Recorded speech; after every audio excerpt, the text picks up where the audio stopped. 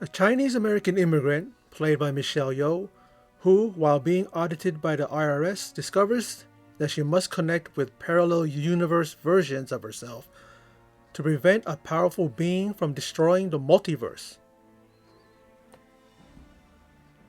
Thanks for stopping by the Surge T channel. I am Surge T, and that is the plot of this crazy movie called Everything Everywhere All at Once.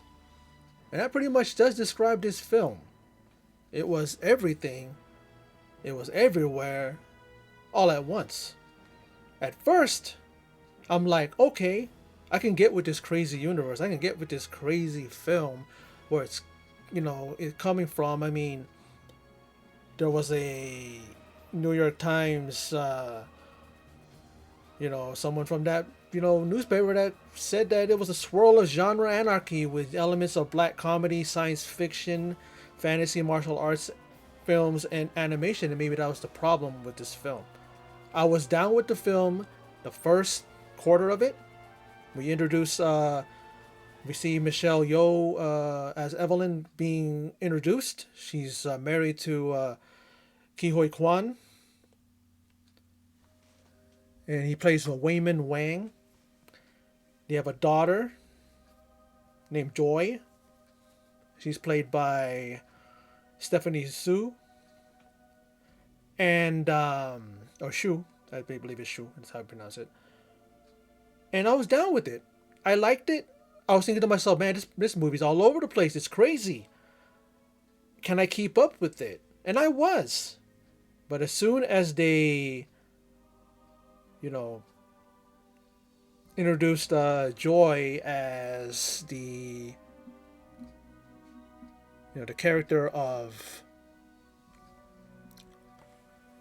Jobu Tupaki, that's when it started falling off the rails. I like the element of the multiverse, right? And Wayman actually being some agent, trying to convince his wife that you're not who you think you are. You are an alternate version of Evelyn from multiverses. They start showing all different kinds of versions of herself.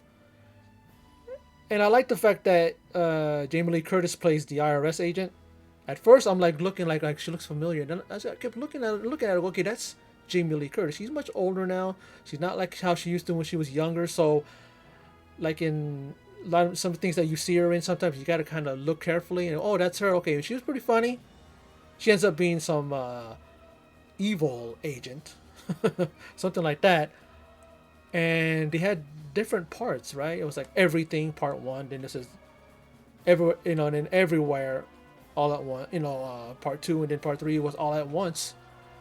All at Once was just like 10 minutes long. The last part, and the first two were kind of split evenly with time. A lot of it, you see that they're trying to throw so much at you. Moments when Evelyn realizes who she is and what she has to be and what she needs to do. She's genuine emotion. Michelle Yeoh is a great actress. If she doesn't get an Oscar nomination for this film, I don't know what. Even Quan was getting critical acclaim, and he's received some awards. This might lead to an Oscar nomination for him. This guy's been retired since 2002, and he came back for this film, and he has another film coming out that he's working on right now. So he hasn't lost a step.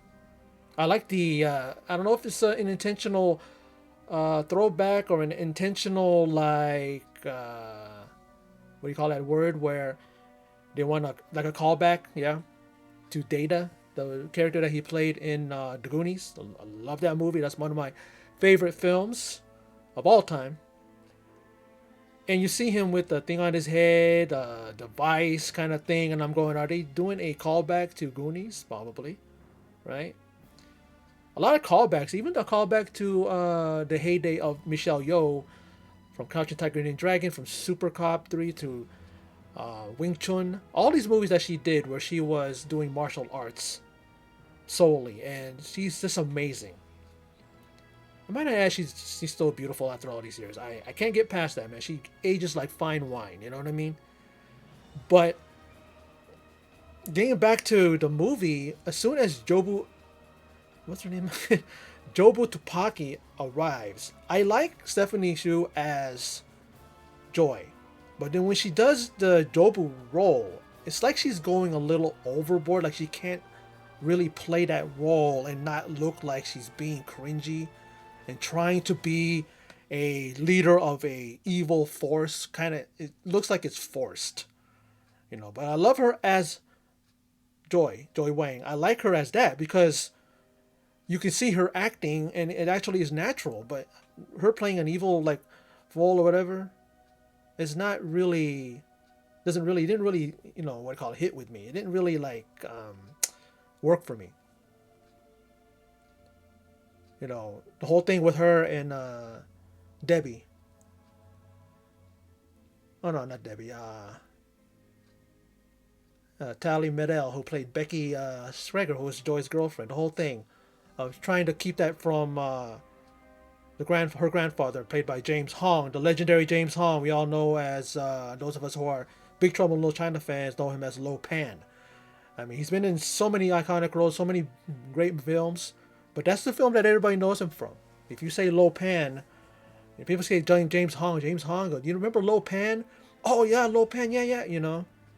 And the guy is in his 90s now, I think 92. I believe he recently celebrated his birthday. Still looks good, still great in this role. When he had to play the the grandfather, you know, so he's so weak and frail, he's ailing and old and everything. But then when he played the alternate version where he's a, well, he's a leader of that, of the, what is the name of that thing that they have, Alphaverse, yeah. He's like spry and young and commanding and all that. You know, great performances all around. You know, I can't knock their performances. I think the acting is good in this film. But when they start doing the thing where they show the multiverses, I'm like, enough with the hot dog hands. That one was kind of borderline creepy, weird, kind of over the top. When you have like the Bollywood, I think it was a Bollywood thing where they're watching it on TV, and they then both stars and both had it was in that universe. Hot dog hands. Everybody has hot dog hands. And all of a sudden they start putting their fingers in their mouth and they have mustard and ketchup in their mouth. And I'm like, even at the moment when she realizes that where her place is, you know, where Evelyn needs to be, finally makes up with her daughter and everything like that, she's emotional. She's crying. And then it shows that part, the whole thing with the hot dog hands. I'm like, enough with the hot dog hands. It's enough. Talk about being feeling awkward with that. And then there's a part when Jobo, what do you call it, Tupaki was fighting somebody's agents, somebody's like scars or whatever, and she had dildos in her hand. And then when she does that pose like this and the dildos are in her hands, I'm like, okay, where are we going with this? You got two guys who have to find their jump place. What do you call it? Their, you know, where they need to something to activate their ability to jump into a alternate version of themselves that they can, so that they can adapt that style of whatever their thing is. Like some of these guys know how to fight, some of these guys know how to cook, all different things, right? And they're trying to jump into that version of themselves in order that they can bring that skill out. I like the part when Michelle Yeoh was able to jump into her martial arts background part, you know, right? And then she's able to fight, and you can see it's just like, what do you call it, from the Michelle Yeoh of the past, man. Like she hasn't lost a step. And you look at her fighting, you look at her blocking, the way she parries punches and kicks and stuff like that. It's like textbook Michelle Yeoh. It's like a patent. Like that's her style, and nobody else looks like that when they fight. I like that about her. But going back to that awkwardness of like that, the dildo thing, and then these guys needed to find their jumping point, whatever. So they while trying to sit on butt plugs. Well, one thing was shaped. It was like a an award. Like the character Deidre, played by Jamie Lee Curtis, and she had like an award, three of them, like agent of the year, no, not agent of the year, but like auditor of the year award, something like that. And it's kind of funny how they shaped it into looking. It looks like like a butt plug, and then later on they use it for that very thing. And these guys are all. One guy was trying to jump on it, and then this other guy comes through. He's got no pants on, and then they blurred the part where his dingaling would be, where, and he sits on it, and then he's able to be a fucking martial arts, Shaolin monk fighter kind of a thing. And then they're both fighting her, and then she grabs the in one move. They both jump. One's trying to go for a sweep, the other one's trying to go for a kick, and she grabs both their appendages, things that are in their butts, and pulls them out. And the other guy was able to get what was that that he put in his thing, whatever it was, but she was able to pull it out on both. I mean, I'm like, I like the one part when he first fought Jamie Lee Curtis's character, and she was like channeling a character wrestler. So she was doing like she was going for a backbreaker, but then Kihoi Quan was able to grab the what called exit sign and put it in his back so that he can absorb the blow, and it ended up hurting her leg and stuff like that. And she was doing it for a drop kick. It's like it was pretty good. I liked at first I liked the craziness of it. I mean, I'm going, okay, am I going to be able to keep up? Do I have to like pause it and kind of take a breath and then go back to it? That was good, and then everything fell apart as the film went along. And it's only because of the fact that they threw so much stuff at you. She's like emotional, like I was saying. She's like very, very like, yeah, like I was saying, she was very emotional. She's crying, Michelle Yeoh's character, Evelyn, and all that. But then like they turn around and do some silly stuff, goofy references again to her multi-verse versions, and then showing the hot dog hands again. I'm like, enough with the hot dog hands. And then they go back to her, and you're expected to be like, oh, well, I'm still with her. I'm still with her. Her realization that, she where she needs to be, and whatever that whole ending was, right? Where she finally figures it out. That's the reason why Jobu was after her, because not to kill her, but she wants her to feel what she was feeling, because apparently Jobu Tupaki is actually her daughter still, but a different version of her, and it lost me. This film lost me towards the end, but I can appreciate what they were going for. The guys they're both their names. Their first names are like Daniel, so they're referred to as the Daniels, Daniel Quan and Daniel Scheinert.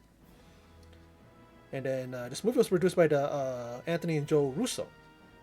They're the Russo brothers, the ones who directed some great films from the Marvel Universe. Captain America, Winter Soldier, and I believe they did maybe not both the Infinity Wars films, but I know that they put their hand in that too. But I can understand their vision. I can understand what they're trying to go for. Jackie Chan was actually offered this role of Michelle Yeoh's character, but then they had to rework it in order to give it to her.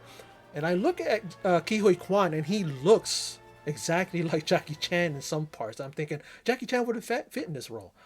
And they played husband and wife. I don't know why at first I thought he played her son or played her brother, because I'm sure she's older than him, and I looked it up, and she's like 59 and he's like 51. So that's possible, She's an older woman marrying a younger man. But in the film, it's so funny. They're trying to show them as teenagers or kids, or teens, starstruck lovers, starstruck and loving each other. They decide to get married and stuff like that. But you can see Kihoi Quan has a younger, awkward-looking wig, and then Michelle Yeoh's her hair's in ponytails. I don't know if they tried to de-age them or just made us go, okay, let's just suspend our disbelief and believe that they are that young, And they talk about how when she leaves with him to marry and elope with him and go to America to get married, she ends up being someone who has to do laundry and taxes, and her husband opened up a laundromat, and they're suffering, they're getting by, and they have to prepare everything for the tax auditor played by Jamie Lee Curtis. All along you find out that that he's some special agent or secret agent or something. He's trying to figure everything out. He's trying to find the right Evelyn. He thinks he found the right Evelyn in the one that we've seen in this film. It's a movie within a movie. One of her versions, she's a Hong Kong action star. And you're watching the movie, and all of a sudden, it says the end. I'm thinking the movie can't be done yet. I'm looking at the thing while I'm watching it. It's like it's 50 something minutes left. And then you see it kind of pan back, and actually they're looking at a theater screen. Everybody's in the movie theater. I mean, even though earlier you kind of hinted that they were watching it, but when we watch it and all of a sudden it says the end, okay, we're actually watching people watching the movie, and that's actually the movie. And as she's going through the action scenes, fight scenes, and all this stuff like that, they're actually watching the movie that we're watching in the movie. It's like, a lot of craziness. I understand what they were going for, but a lot of stuff was thrown in this film, and it got to the point where I was like about to give up because it's just like this is too much. I was down with it in the beginning because I can keep up, and everything was thrown at you. But it was like okay, and all of a sudden, what? And then there's one part when everything was as she was starting to realize, you see all her different versions of herself, the universe, the metaverse, whatever you want to say, is flashing at you at the screen.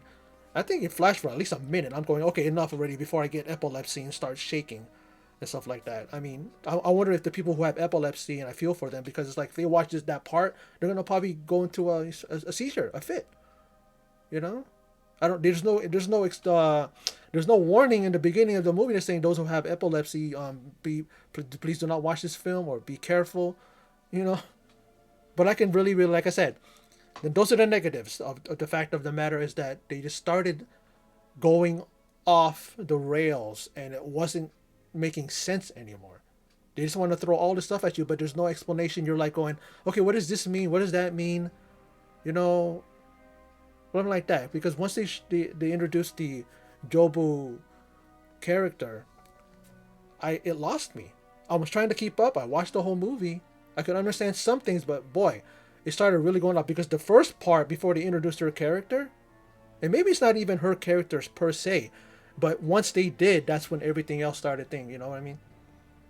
Like I said, I liked that girl, Stephanie Shu. I liked her playing Joy, but when she did the Jobu character, it's like she was going a little overboard, cringy. She was trying to be an evil type thing character, but serious, but it didn't work for me anyway.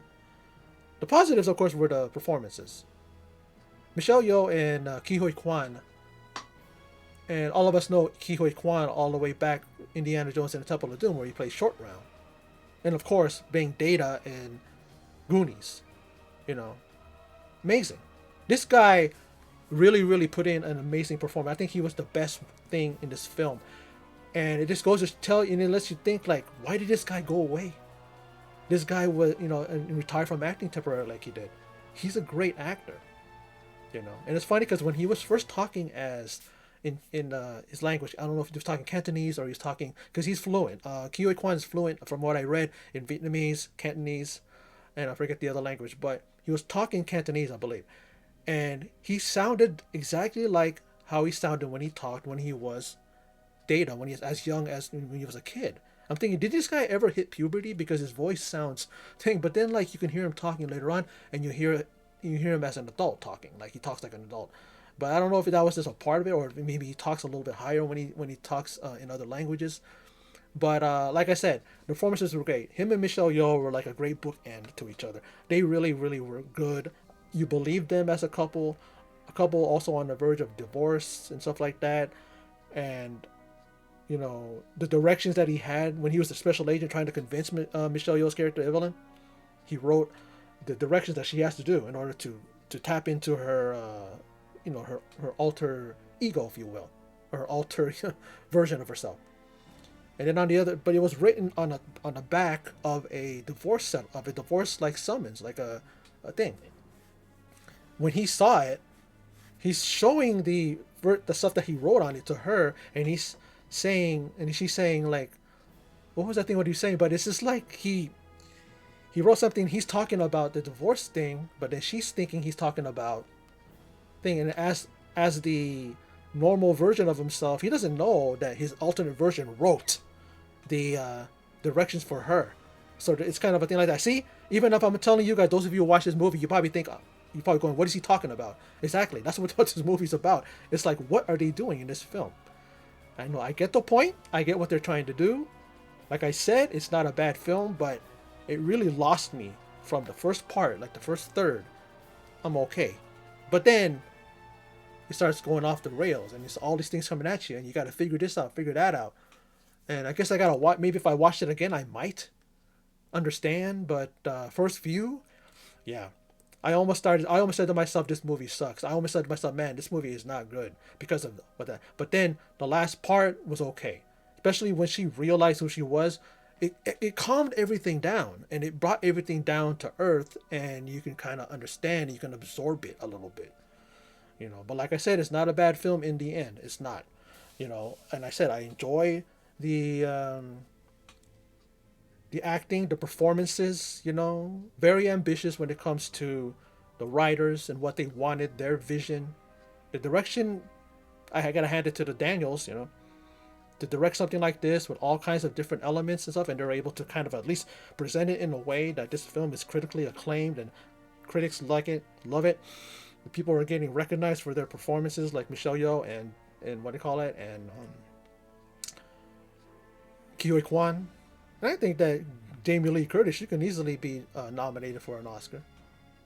You know, she had that best supporting actress thing where she was actually a highlight too of this thing. Like, you know what I mean? And I enjoyed it. I enjoyed her. I enjoyed the you know, the performances. Really good. James Hong, who continues even in his 90s now, he continues to be a legend. I loved his performance in here too. Really, really good. But God, the movie was all over the place. It lost me from the middle to the end. Right after, maybe after like 15 minutes or something like that, it started losing me. Once, like I said, when he introduced the Jobu, you know, Topaki character, that's when it started going. Not introducing her per se. I didn't really like the you know, her performance like that. You know, she tried, but it didn't really connect with me.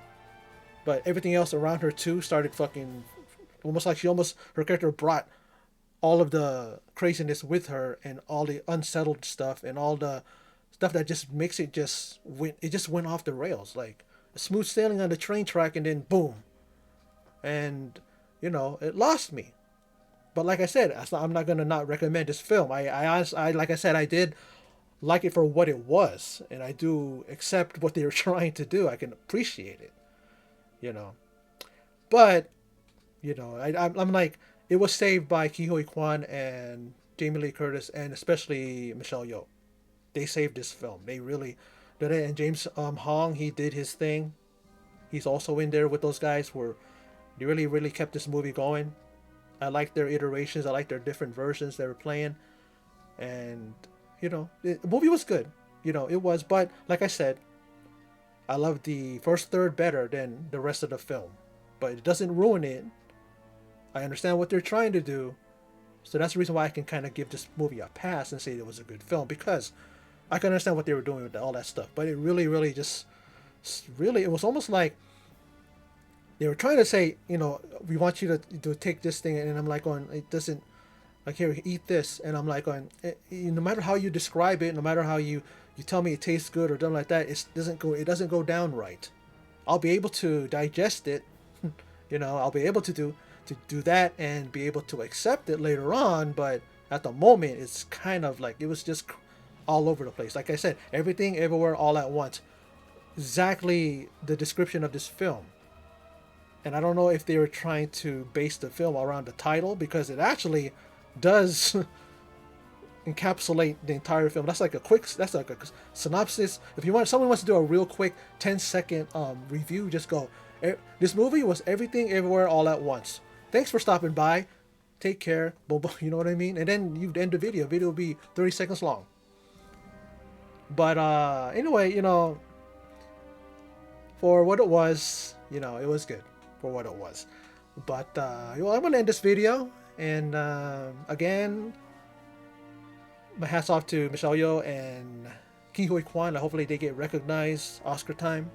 I don't watch the Oscars anymore, but I know that in their universe, you know, in their thing, that it's important. So for them, hopefully, you know, Yeoh Quan, he deserves all the accolades he's gotten up to this point, and I really commend him. And I'm glad he's back in acting because we definitely need him because he definitely is one of, you know, an actor who really was a good actor when he was a kid too. And here he is, he's back, and he knocks this one out of the park. Steps up to the plate, hits a home run. But anyway, that's my video. That's my recap and my thoughts on Everything Everywhere All at Once. So for those of you who stopped by and checked out this video, I appreciate it. And in closing, and as always, take care.